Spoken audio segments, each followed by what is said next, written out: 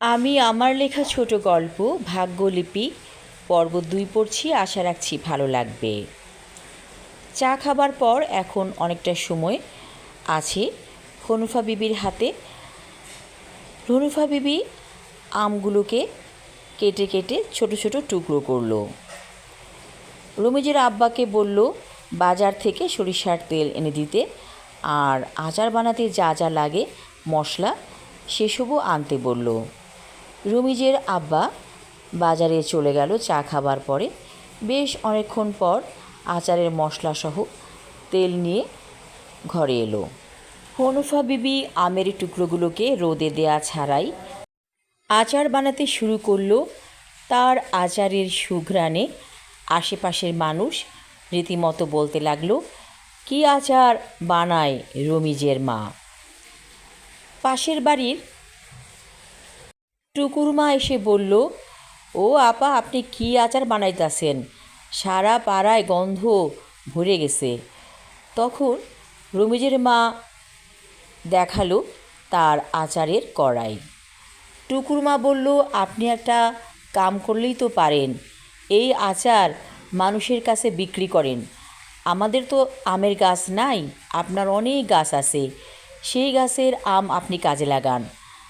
আপনি পাড়ার মানুষের কাছে যদি আচার বিক্রি করেন, তাহলে মানুষ আর বাজার থেকে আচার কিনে খাবে না, আপনার বানানো আচার কিনে খাবে সবাই। কথাটা রমিজের মায়ের মনে ধরল। সে বলল, আপনি ঠিকই বলছেন, আমি আচার বিক্রি করব। এক এক কৌটার দাম কত নির্ধারণ করা হবে সে কথাও টুকুনের মার কাছ থেকে জেনে নিল রমিজের মা। আবার রমিজের মা ঘরে এসে বলল রমিজের আব্বাকে বাজার থেকে কিছু কৌটা কিনে আনতে, এবং কৌটার আকার কেমন হবে সেটাও বুঝিয়ে দিল। রমিজের আব্বা বাজারে চলে গেল। বাজারে একটা প্লাস্টিকের দোকান আছে, অনেক প্লাস্টিকের মালপত্র বিক্রি হয়।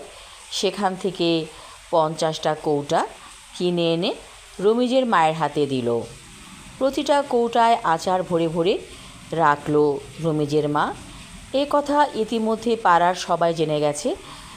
দামেও সস্তা, খেতেও ভালো এমন আচার তো সবাই চাচ্ছে, কারণ সবাই তো আর এত সময় দিয়ে আচার বানাতে পারবে না।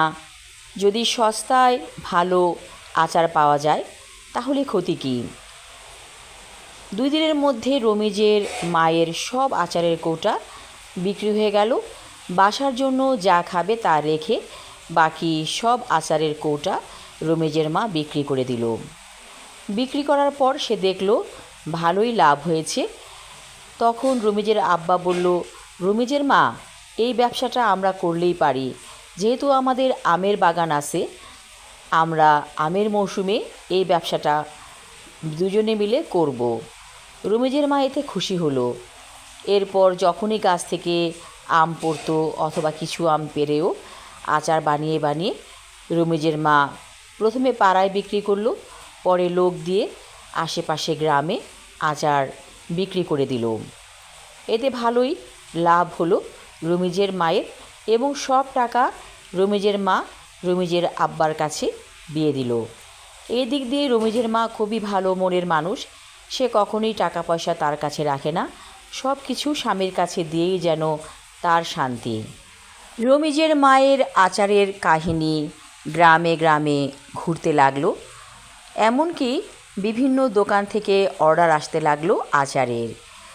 রমিজের মা আচার বানিয়ে কুল পাচ্ছে না। যতদিন গাছে আম ছিল ততদিনই সে আমের আচার বানিয়ে বিক্রি করলো।